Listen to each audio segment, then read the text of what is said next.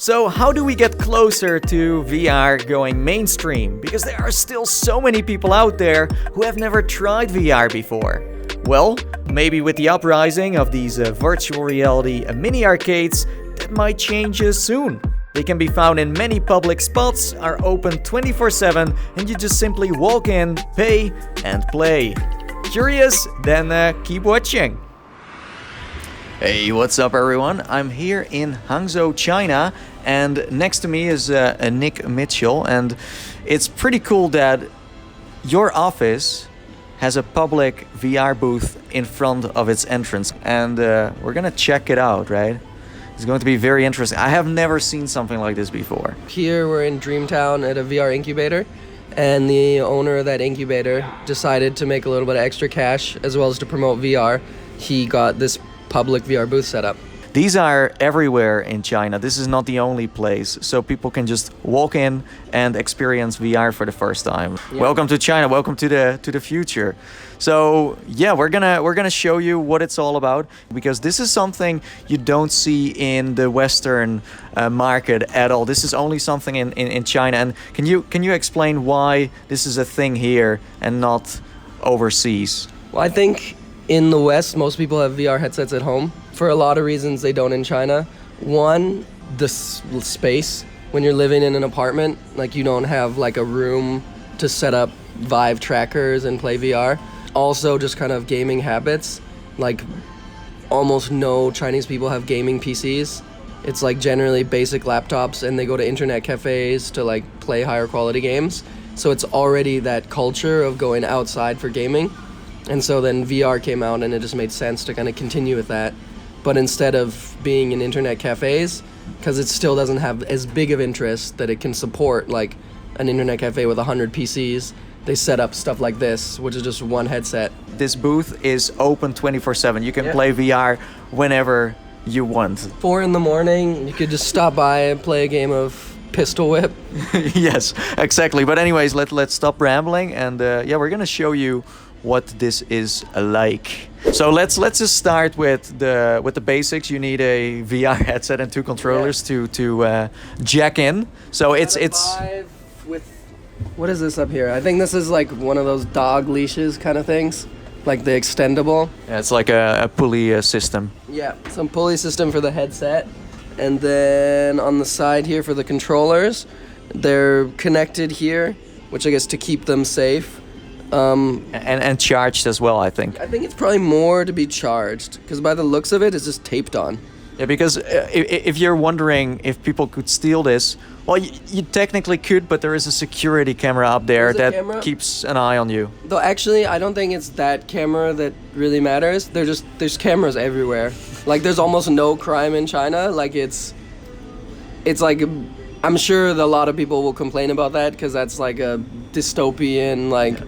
Whatever, but it actually has a lot of really good effects because just people are generally really, really civilized, and nobody would steal. Like even if that camera wasn't there and I stole this controller, I'm sure there's a camera right there. I don't know where else there, but I guarantee you there's cameras all over. I get your point. And we also see this protection part, because I'm sure people constantly smack these against the booth because it isn't that big. This is a very small like space. Can you describe how big this is? Okay, I can't put both of my arms straight out. Basically, they have 4 steps to get into VR. Step 1, choose your game. Step 2, scan and pay. Step 3, put your headset on. Step 4, start to play.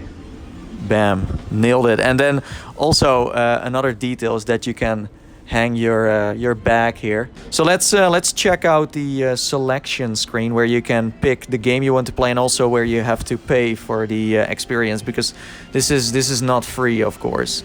All right, we got Deadline, never heard of it. Safe Haven, Superhot, of course. Pistol Whip, a dinosaur game. Some weird Chinese games. The classic, the Beat Saber. Hatsune Miku. Oh yeah, the Angry Birds. Fruit Ninja. I don't know what this is. Those look like minions. Yeah, it's like budget minions. So every game shows you a couple of screenshots of what you are about to experience. No video, only on the outside, and a little description of what it's like, right? What you are about to dive into, and that's it. So the last one we have here is Space Pirate Trainer, also worth mentioning. Also a classic in the VR space. So how do we now play one of these? Which one do you want to play? I think I want to play Minions? Not the Minions one. So I think we should be playing some Superhot because it's a room scale title, and that will test this booth to the limit. So go find it. Yeah, there it is. There it is. All right, so we choose the game we want to play, Superhot. Start to play, and we got a choice: 18 RMB, which is about $3 for 5 minutes. 28 RMB for 15 minutes, which is about $4 or $5. So we chose 15 minutes. Now here, this is interesting. In China, everything is e-pay. It's only electronic pay. I haven't touched cash in China in over a year. The only thing people use cash for are things that you don't want to paper trail.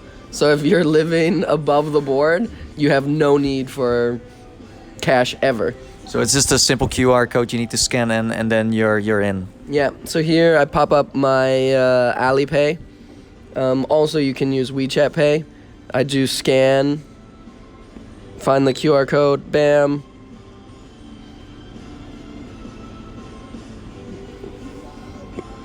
Pay now. Complete. Let's check the machine, bam. We've just paid. Nathie's getting ready. He's got his sanitary VR mask on. Because people use this one a lot. Yeah, people use this all the time. This headset here grosses around $800 a month. So that's huge use.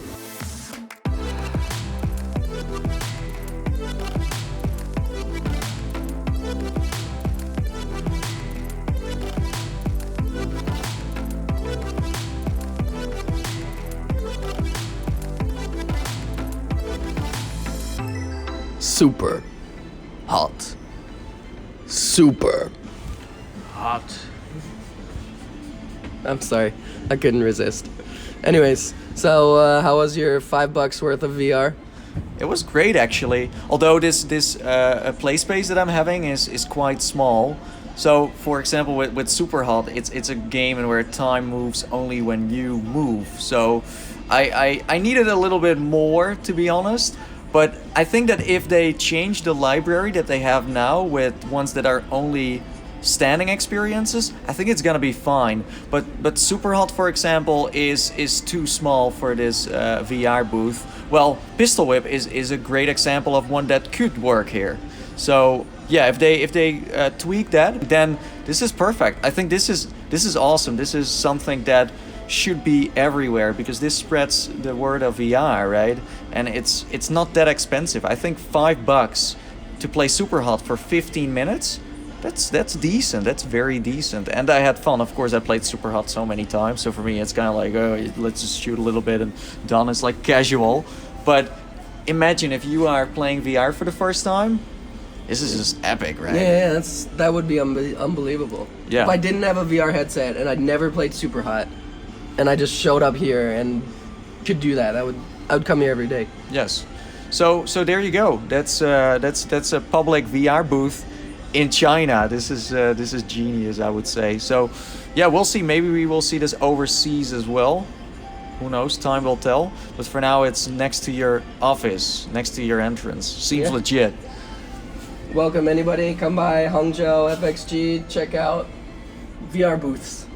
Yes, exactly. So I want to thank you all so much for watching. And if you have any questions about this VR booth, happy to help you out. And now it's time for me, or for us, to sign off. And as I always say, and I see you all next time. See you in the metaverse. Bye bye. See ya later. Whew. That was fun, right? It was super hot. Exactly.